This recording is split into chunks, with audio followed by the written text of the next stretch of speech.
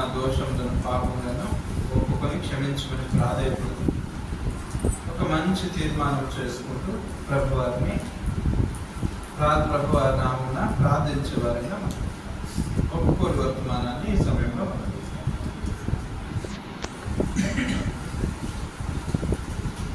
మన ఒప్పుకోలు కొరకై ఈ సంవత్సరం మన సంఘ వాగ్దానం తీసుకుంటాం. ఉపదేశకాండం 28వ అధ్యాయం.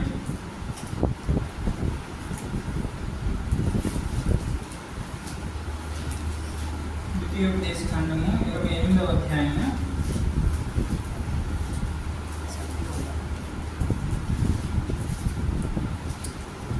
14వ వచనం. అందరం కలిసి చదువుకుంటాం. ఉపదేశకాండము 28వ అధ్యాయము 14వ వచనం. 13, 14 రెండు కలిసి చదువుకుంటాం. 13, 14 రెండు కలిసి చదువుకుంటాం. నేడు నేను మీకు ఆజ్ఞాపించు మాటలన్నింటిలో దేని విషయంలోనూ తొలికి కానీ ఎడమకు కానీ తొలగి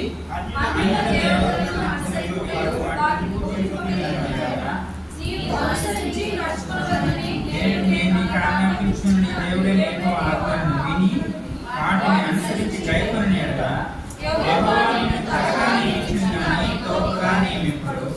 నీవు పైవాడవుగా ఉండు కానీ దిగువాడవుగా ఉండవు. ఆ చివరి భాగం మరలా కలిసి చదువుతాం. మన సంఘవర్తన నీవు పైవాడవుగా ఉండు కానీ దిగువాడవుగా ఉండవు. ప్రభు సాయంత్రం చిన్న ప్రార్థన చేసుకుంటాం. పరిశుద్ధమైన తండ్రి, కృపగల దైవానికి బంగారు పాదములు మనం చెల్లిస్తున్నాం తండ్రి. మరొకసారి కర్మల్లో ఈ రీతిగా సంవత్సరం గడియలో మనం ప్రవేశపెట్టినాను. ఒకే స్తోత్రములు దేవా. మాటలు మీకున్న వాంఛ మేము ఉన్నట్టుగా తండ్రి నూతన వచనానికి ప్రవేశించుకోవద్దని మా జీవితంలో ప్రభావ సరి చేసుకోవాల్సిన సంగతులు, ఒప్పుకోవాల్సిన సంగతులు, విడిచిపెట్టవలసిన సంగతులు అనేకంగా ఉంటున్నాయి ప్రభావ. మీరు మాకు అనుగ్రహించిన లేఖన భాగాలను బట్టి కూడా స్తోత్రం.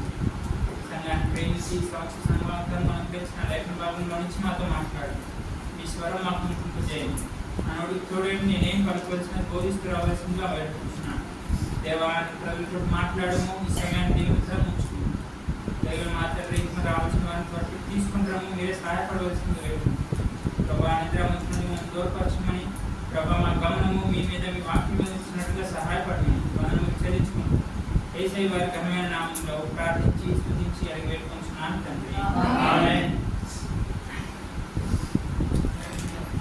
అందరికీ గుర్తుందండి, ఈ సంవత్సరం మన కర్మేల సంఘ వాగ్దానం ఎంతమంది గుర్తుంది?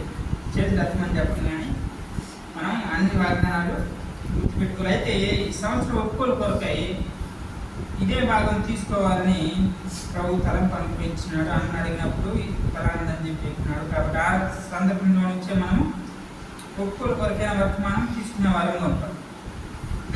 అయితే ఈ ఒప్పుకోలు ఎందుకు కలిగి ఉంటామండి సంవత్సరాంతపు గడియలో? ఎందుకంటే కనుక మన జీవితంలో ఉన్న స్థితిలో నూతన సంవత్సరంలోనికి ప్రవేశించాలనే దేవుని ఇష్టం కాదు.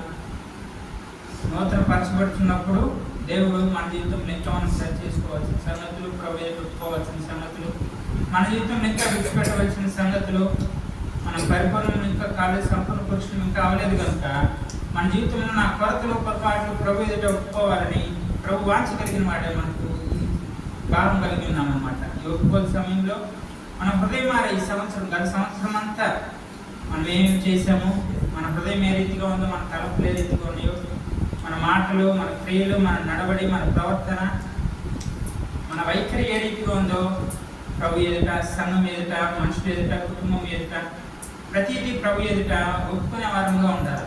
ఒప్పుకొని నూతనమైన విధానంలో, నూతనమైన వర్షంలోనికి ప్రవేశించాలి. లేదనుకోండి ఆ రీతిగానే సంవత్సరంలో గడిచిపోతాయి, దినాలు గడిచిపోతాయి, కానీ మన జీవితంలో నూతన పరచబడిన స్థితి, ఆ నూతనమైన మనస్సు మన జీవితంలో ఏమాత్రం కూడా ఉండదు. అయితే ఈ దినం కొరకై ప్రభు అనుగ్రహించిన ఈ లేఖన భాగంలో నుంచి మన ఒప్పుదల కొరకైనా కొన్ని సంగతులు చూస్తాం.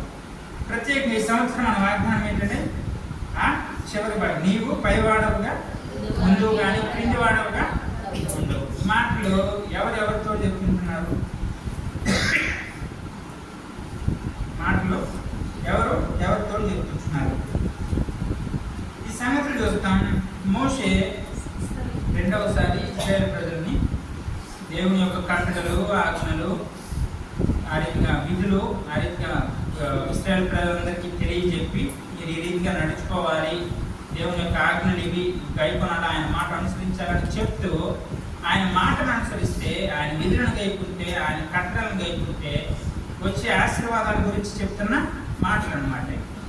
ఇక్కడ చూస్తాం 28వ అధ్యాయం ఈ మొదటి వచనం నుండి 14వ వచనం వరకు చూసుకుంటే కనుక దాదాపు 18 నుండి 21 ఆశీర్వాదాలు ఉన్నాయి అక్కడ.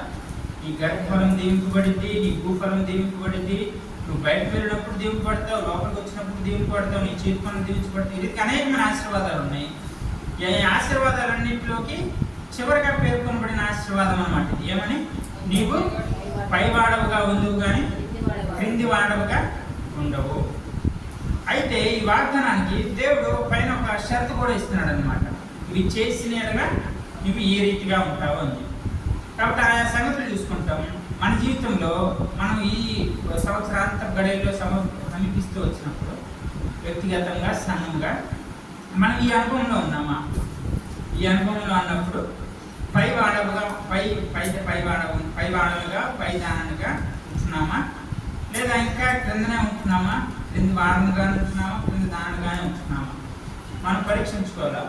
మనకు బైబిల్ గ్రంథంలో చాలా మంది మాదిరికరమైన ఘటనలు ఉన్నాయన్నమాట. ఎవరు పైగా ఉన్నారు చెప్తారా? కొంతమంది.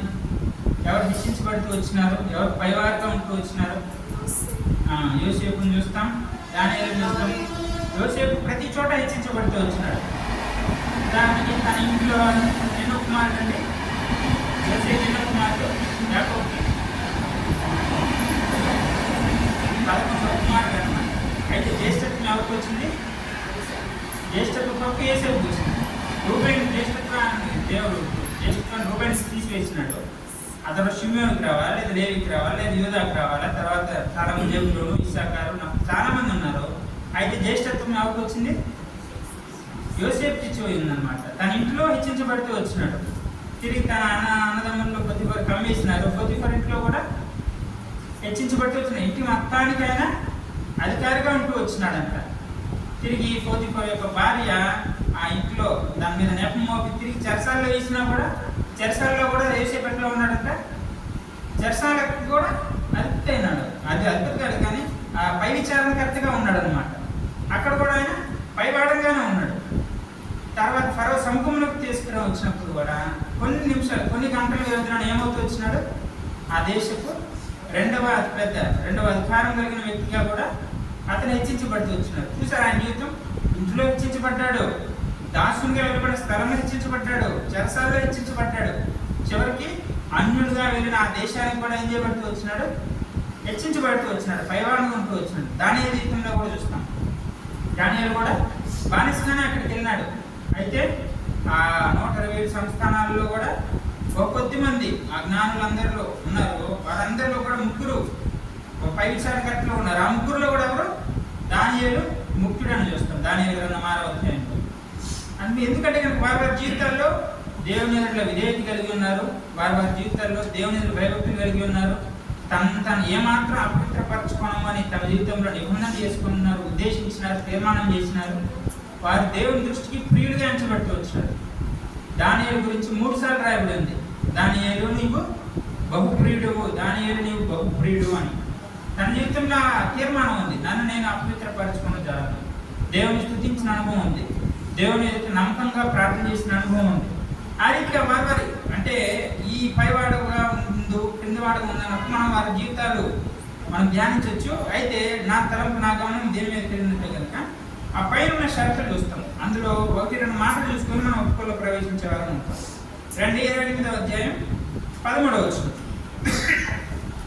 ఎప్పుడు పైవాడగా ఉంటాం, ఎప్పుడు క్రిందివాడంగా ఉన్నామంటే కనుక 13వ వచనం. నేడు నేను మీకు ఆజ్ఞాపించు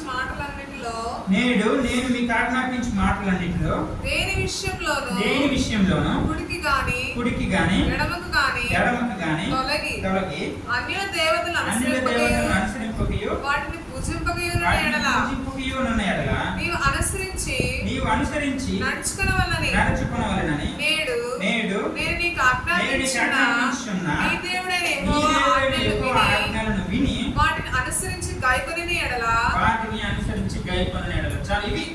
ఎడలా, అది షరత్ అన్నమాట. అప్పుడు నువ్వు తలగా ఉంటావు కానీ తోకగా ఉండవు, నువ్వు పైవాడుగా ఉంటావు కానీ నువ్వు క్రింది వాడుగా. సామాన్యమైన సంగతిని మనం అందరం అర్థం చేసుకోగలిగిన సంగతిని. అయితేనే మన ముఖ్యంగా నేను ఆ మొట్టమొదటి మాట దగ్గరికి వెళ్ళాలని ఆశపడుతున్నాను. 13వ వచనంలో చూస్తున్నాక, నేడు నేను మీకు ఆజ్ఞాపించిన మాటలన్నింటిలో దేని విషయంలోనూ కుడికి కానీ ఎడమకి కానీ తొలగపోయినట్లు మీరు ఆ రీతిగా ఉంటారు. అది అక్కడ ఆ సందర్భం యొక్క భావం. మనం ఏం చేయకూడదంట, కుడికి కానీ ఎడమకి కానీ తొలగకూడదు. అది ప్రభుత్వం అయితే కనుక ఆ విషయం మనం ధ్యానించే వారం ఉంటాం. ఈ ఒప్పుకోని కొరకే కుడికి కానీ ఎడమకి కానీ తొలగుట అంటే అర్థం ఏంటి? నీకు ఆజ్ఞాపించిన సంగతులన్నిటి విషయంలో కుడికి కానీ ఎడమకి కానీ తొలుగుట అంటే అర్థం ఏంటి? ఎప్పుడు తొలుగుతాం? కుడికి కానీ ఎడమకి కానీ తొలుగుట అన్నప్పుడు అక్కడ ఒక మార్గము లేదా అక్కడ ఒక త్రోవ, అక్కడ ఒక దారి మనకు కనబడుతుంది. దాంట్లో మనం వెళ్ళకుండా అటు కానీ ఇటు కానీ మరలిన సందర్భాన్ని చూపిస్తుంది అనమాట మన జీవితంలో. అట్లా కొంతమంది కొన్ని ఎగ్జాంపుల్స్ తీసుకుంటాం పరిశుద్ధ గ్రంథంలోనే. అంటే ఆ మాటను అనుసరించి కుడికి కానీ ఎడమకి కానీ తొలగని వారు లేదా తొలగిన వారు, తొలగిన వారి జీవితాల్లో ఏవేవి సంగతులు ఉన్నాయి, మనం ఏ రీతిగా ఉండకూడదు, తొలగకుండా ఉన్న వారు చేసిన సంగతులు ఏంటి, అవి మన జీవితంలో ఉన్నాయా, మనం ఆ రీతిగా పరీక్షించిన వారంగా కూడా ఉంటాం. మొట్టమొదటిగా చూస్తాం రండి, బిలాము జీవితంలో చూస్తాం. సంఖ్యాకాండం 22వ అధ్యాయం. సంఖ్యాకాండం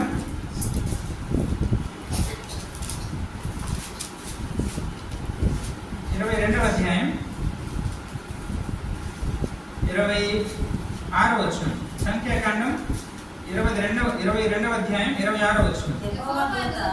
యెహోవా దూత ముందు వెలుచు కుడికైనను ఎడమకైనను తిరుగుటకు దారి లేని ఇరుకు చోటను నిలువుగా గాడిద యెహోవా దూతను చూసి బిలాముతో కూడా క్రింద పోలబడిన గనుక బిలాము కోపం మండి తన చేతి కర్రతో గాడిదను కొట్టెను. ఈ సందర్భం కూడా మనకు పరిచయమైన సందర్భం. మోయాబు రాజు అయిన బాలాకు ఇశ్రాయేల్ ప్రజలను శపించమని చెప్పి బిలాముతో అన్నప్పుడు బిలాము మొదట నేను ఆ రీతిగా చేయజాలను, నేను ప్రభు దగ్గర చెప్పినప్పుడు నేను నీకు వెళ్ళకూడదని చెప్పి ప్రభు చెప్పినాడని ఆ సంగతి చెప్పినప్పటికీ తర్వాత వారితో పాటు వెళ్ళిన వాడుగా ఉంటాడు. తిరిగి రెండవసారి ప్రభు ఎదుట విచారం చేసినప్పుడు, ఎందుకంటే బిలాముకి ఆశ కలిగిందనమాట వెండి బంగారాల మీద, వారిచ్చే వెండి బంగారాల మీద ఆశ కలిగినప్పుడు రెండవసారి బాలాకుతో పంపిన అధికారులతో కూడా వెళ్తాడు.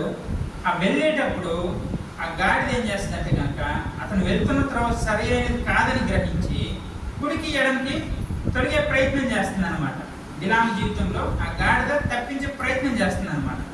ఎప్పుడైతే ఆ ప్రభుదూత ఖడ్గంతో ఆ వెళ్ళే దారిలో ఉన్నప్పుడు ఆ గాడిదకి ప్రభుదూత ప్రత్యక్షమవుతూ వచ్చినాడు. కానీ అయితే బిలాము కన్నులు మరుగైనట్లుగా చూస్తాం. అయితే తర్వాత ప్రభుదూత ఖడ్గం ఎత్తుకొని ఉన్నప్పుడు చూసినప్పుడు ఏ సందర్భంలో కుడికి కానీ ఎడమకు కానీ తిరుగుటకు దారి లేని ఇరుకు చోటను నిలువుగా. ఆ గాడిద కుడికి వెళ్తుంది, ఎడమకి వెళ్తుంది. అయితే ఒక చోటుకు వచ్చింది, ఆ సందర్భంలో ఇంకా కుడికి వెళ్ళడానికి లేదు, ఎడమకి వెళ్ళడానికి లేని ఇరుకు త్రోవలో అక్కడ గాడిద నిలబడుతూ వచ్చినప్పుడు అప్పుడు బిలాము ఆ గాడిదను కొడుతూ వచ్చినాడు అనమాట. 27వ వచనం. గాడిద యెహోవా దూతను చూచి బిలాముతో కూడా క్రింద పోలబడిపోయింది కనుక బిలాము కోపం మండి తన చేతి కర్రతో గాడిదను కొట్టెను. ఇక్కడ ఈ సందర్భంలో మనం ఏం చేస్తున్నాం కనుక బిలాము వెళ్తున్న త్రోవ సరైన త్రోవ కాదు. ఆ త్రోవలో ఎవరున్నారు? దేవుడు ఎదురుగా వస్తున్నాడు. జాగ్రత్తగా గమనించండి. మన జీవితంలో దేవుని మార్గాలు అంటే మన మార్గం ఉండే వెళ్ళేటప్పుడు రెండు ఉంటాయి అన్నమాట. మన ముందర మనతో పాటు దేవుడు వెళ్ళే మార్గం ఉంటుంది. ఇంకొక మార్గం ఏంటంటే కనుక దేవునికి విరోధంగా, దేవునికి ఎదురుగా మనం వెళ్ళే వారం ఉంటాం అనమాట. అది మన జీవితంలో ఏమాత్రము మంచిది కాదనమాట. అది మన జీవితంలో ఉగ్రతకి కీడుకే కారణం అనమాట. ఇక్కడ బిలాము జీవితం కూడా ఆ రీతిగా ఉందన్నమాట. బిలాము జీవితము